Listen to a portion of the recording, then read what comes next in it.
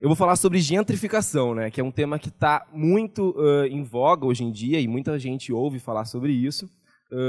E antes disso, eu queria contar um pouquinho como que eu entrei em contato com o que é gentrificação, como eu entrei em contato com esse conceito, né? Então eu vou ter que voltar só um pouquinho, mas eu prometo que eu vou ser rápido aqui na minha trajetória. Eu vou voltar para falar um pouquinho de quando eu saí da minha graduação, né? Eu fiz graduação de publicidade, mas eu saí com uma vontade e um desejo acadêmico diferente do que estudar só comunicação. Eu estava obcecado pela ideia de como que as pessoas se relacionam com espaços, né? O que faz as pessoas irem para um espaço, ficarem dentro de um espaço e se relacionarem com ele? Então eu comecei a procurar, a partir daí, exemplos em São Paulo de ruas, de espaços que tivessem uma relação interessante. E aí eu me deparei com uma rua antiga conhecida minha, que era a Rua Augusta, né? Que tinha uma relação diferente, né? Inicialmente, o que me interessava na Rua Augusta era isso, né? A brincadeira que é a festa, né? Na verdade, tipo assim, por motivos não acadêmicos, eu interessava também pela rua, mas existiam várias outras coisas acadêmicas ali que eu achava muito interessante e legal de conversar, né?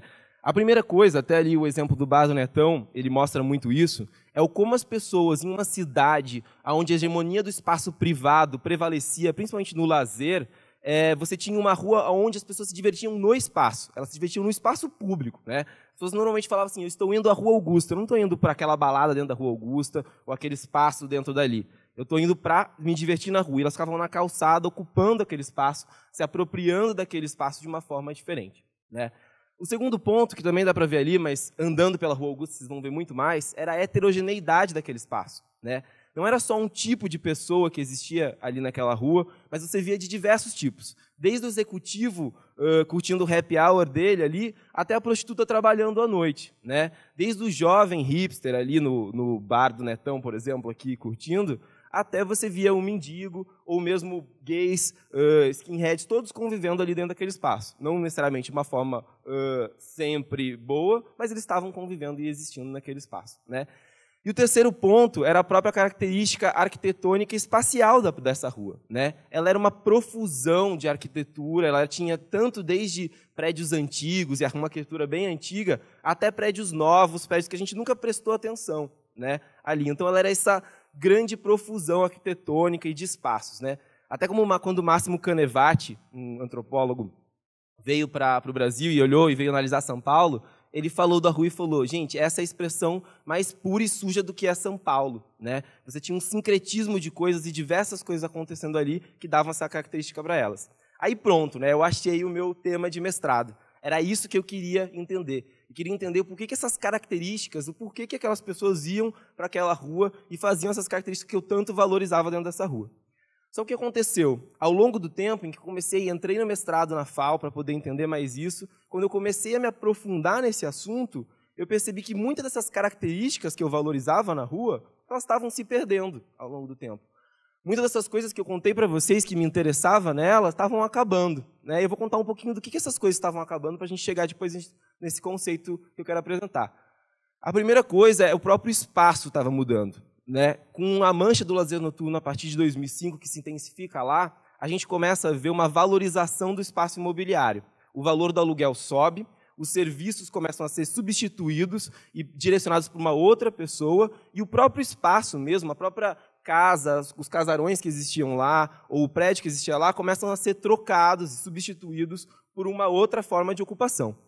Um exemplo claro disso é esse casarão na Dona Antônia de Queiroz, que é do Major Antônio Teles, de 1903. Né? Ele entrou num processo de tombamento, mas acabou não sendo tombado, e ali, por volta de 2011, 2012, ele foi destruído e deu origem a um prédio residencial, né, que tinha essa promessa de estar numa rua super multicultural, mas trazia a grande maioria dos serviços para dentro dele. Você não precisava nem sair para comer, porque você tinha sua varanda gourmet ali dentro. Né? Então, você tinha esse tipo de ocupação.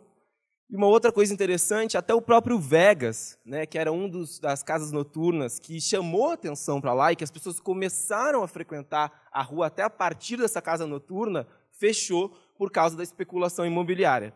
Até o próprio Facundo Guerra, quando ele fez o post de fechamento do Guerra, ele sinalizou isso, que ele teve que sair o Vegas teve que sair da Rua Augusta porque estava muito caro e essa cidade de São Paulo ela não comporta esses estabelecimentos menores e sempre tem essa lógica imobiliária, milionária aí que acontece, né? Mas isso é bem engraçado, porque até o próprio estabelecimento que trouxe essa elite, trouxe essa classe média alta para a rua, acabou também fechando por conta disso. O outro caso é a questão da heterogeneidade. Eu trouxe aqui um exemplo engraçado para falar um pouquinho sobre isso, mas é a questão de como que cada vez mais a gente estava tornando a rua muito mais homogênea, né? As pessoas com menor aval social ou de classe social menor estavam saindo da rua, né? E falando da prostituta, que era um símbolo da Rua Augusta muito forte, muito dessa atração que era a rua, se dava por conta dessa prostituição na rua que tinha lá, esse clima que a gente tinha ali, ela também acabou saindo. E eu analisei no meu mestrado os anúncios e matérias jornalísticas a partir do jornal para entender como foram as mudanças. E eu acho que a Travesti Eduarda ela conta uma história para a gente do que aconteceu ali na rua com a questão da prostituição, né? Em 2001, ela anunciava ali, corpo modelo para pessoas de bom gosto, atendimento na Rua Augusta, né? Já em 2009, ela perdeu o corpo modelo, mas ela continuou atendendo na Rua Augusta, né? Ali, ó, ela continua pessoas de bom gosto para Augusta Centro. O que aconteceu em 2009? Né, ó, a Travesti Eduarda, ela sai da Rua Augusta e vai para a próxima Rua Augusta e ainda sinaliza local com descrição, né, para ela. Por que aconteceu ali? No momento em que a rua começou a ficar muito mais lotada e cheia de gente frequentando, essa prostituta, que precisava da descrição para vender os seus serviços, para as pessoas pararem ali, perdeu o seu lugar. Né? O cara não ia parar ali, o executivo não ia parar para pegar uma prostituta se o filho dele estava se divertindo na rua. Né? Então, o que acontece? Essas prostitutas começaram a sair da própria rua, ir para as localidades próximas a elas e depois, posteriormente, acabaram saindo como um completo. Né? E a história da Travesti Eduarda é um pouco dessa. Não sei onde ela está hoje, mas imagino que ela não deve estar ali perto da Rua Augusta, não. E agora, outra coisa, lembra daquela foto que eu trouxe, que era uma das coisas que mais me atraíam, que era o Bar do Netão ali, que era onde tinha aquelas festas na rua? Eu tirei uma foto, também ali no meu mestrado, do mesmo lugar, mais ou menos no mesmo horário, mesmo dia, para mostrar um pouco o que aconteceu com esse espaço. Né? Se antes a gente tinha um espaço onde as pessoas ficavam, na verdade, você tinha uma balada lá dentro, mas você também bebia na rua, e as pessoas ficavam na rua aproveitando, com a valorização imobiliária, com a construção desse prédio aqui, ó, que vocês estão vendo, sobe-se um muro gigante, destrói esse lugar, a rua fica mal iluminada e cada vez mais desértica. Né? Então você vê fica até mais difícil, por mais que está mais vazio, fica até mais perigoso, uma sensação de perigo muito maior que aconteceu. Né? Eu não sabia, mas nesse tempo todo que eu estava fazendo meu mestrado, que isso estava acontecendo quando eu tinha eleito, eu estava vendo um processo que era o processo de gentrificação. Né? E aí, quando eu conheci o termo, eu falei, nossa, isso explica muito o que está acontecendo. Então, eu vou contar um pouquinho para vocês o que é essa gentrificação e o que aconteceu realmente com a Rua Augusta. Para falar sobre gentrificação, eu trouxe a primeira vez que o termo foi usado academicamente na história. Né? Foi pela Ruth Glass, em 64, que é uma socióloga inglesa, que ela explica o que é gentrificação e, em termos bem simples, o que ela fala, na verdade, o que aconteceu é a substituição de uma classe social mais favorecida, então os operários, por uma classe média alta naquele espaço. E num processo em que acabava sendo muito mais rápido. Em pouco tempo, então, aquele bairro operário virou um bairro de classe média alta. Então, o conceito da gentrificação é muito simples. É exatamente isso. É a substituição de pessoas de uma classe social normalmente menor ou com um aval social menor por outras normalmente de aval social maior e de uma classe superior. Mas atrás de um conceito simples, o que eu percebi é que existia uma teia de processos e uma complexidade muito maior. Né? O conceito é aparentemente simples, mas o que leva a ele é muito complicado. É uma teia de relações de pessoas, espaços, processos maiores que acabam originando a gentrificação.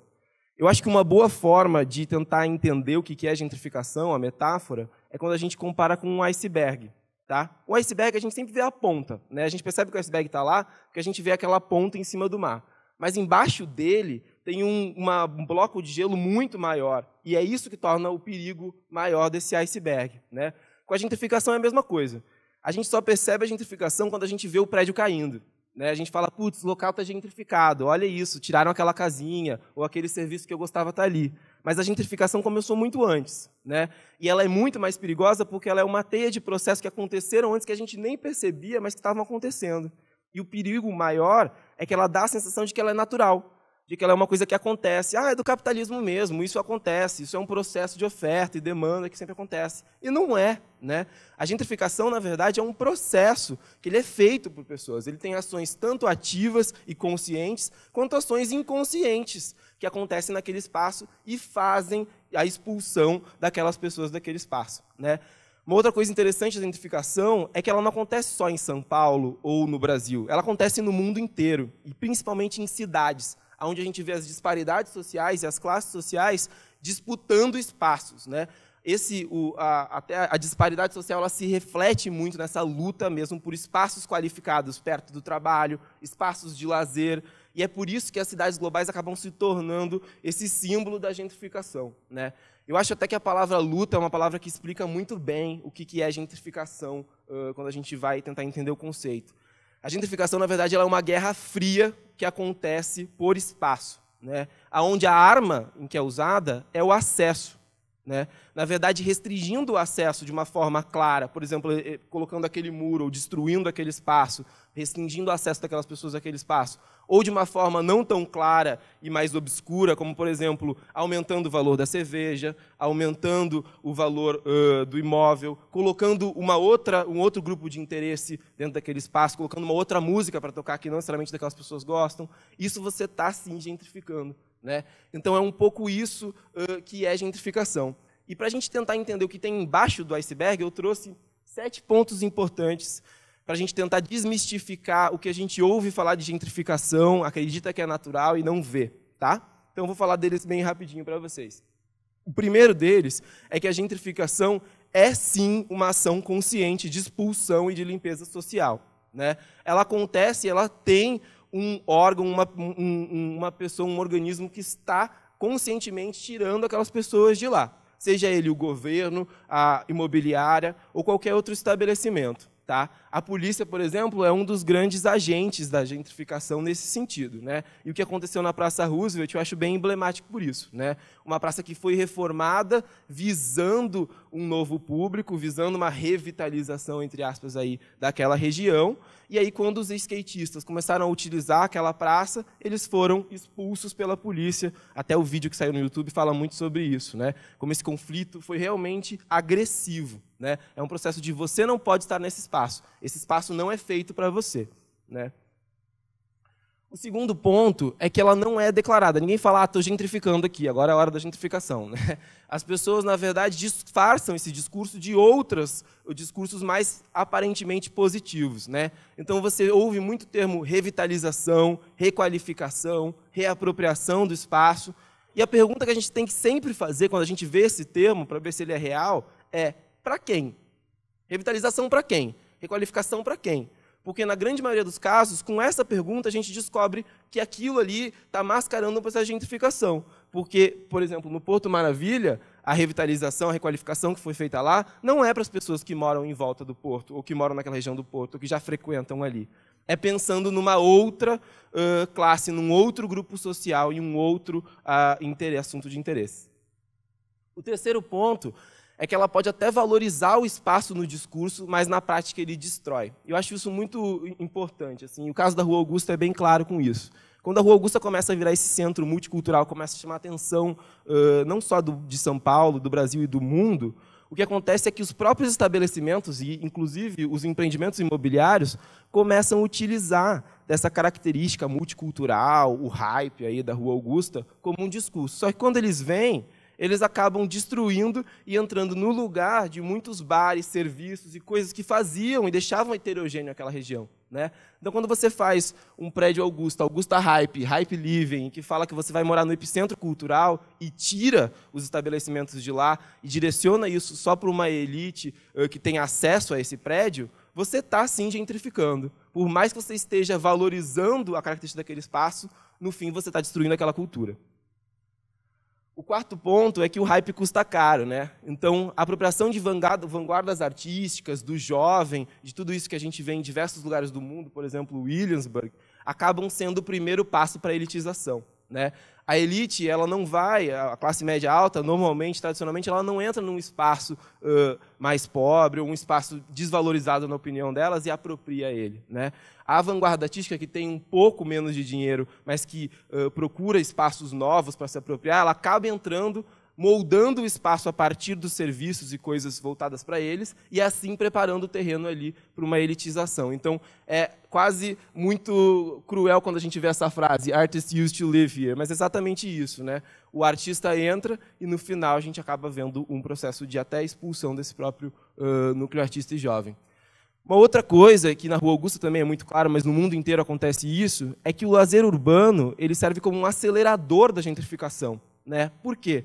Porque se você for pensar, a questão imobiliária, ou quando eu vou trocar, por exemplo, vou destruir aquele prédio, colocar outro prédio, demora muito mais, pensando até em anos, em tempo.